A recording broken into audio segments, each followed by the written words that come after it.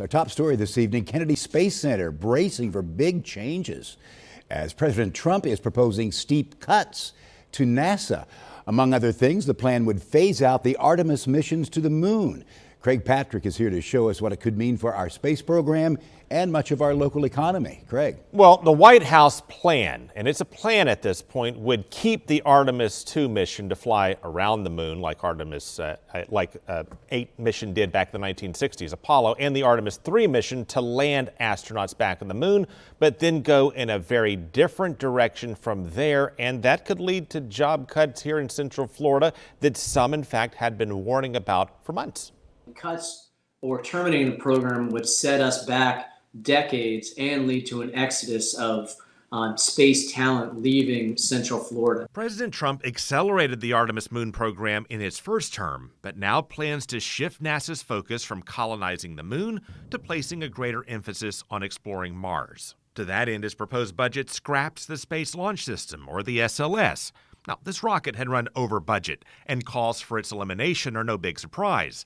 In fact, its contractor Boeing announced layoffs on the SLS team 3 months ago. With DOGE and, the government kind of being reevaluated on its spending, that, SLS was something that was going to be modified or on the chopping block. But in addition to the SLS, President Trump plans to phase out the Orion space capsule after it completes Artemis 3. This is the spacecraft NASA had planned to ferry crews back and forth to the moon for years after that.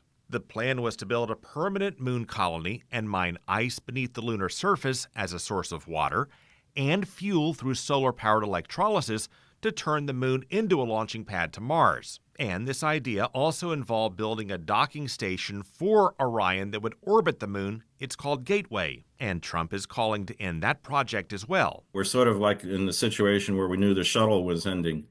So if the SLS program, the Artemis and Orion programs are all ending after one launch after this next upcoming one, then clearly there's people that are going to have to find other opportunities, hopefully in the space industry and hopefully here in Florida. SpaceX founder Elon Musk has pressed for a greater emphasis on missions directly to Mars and a greater role for commercial companies like SpaceX to carry them out. And we know Musk has had the president's ear.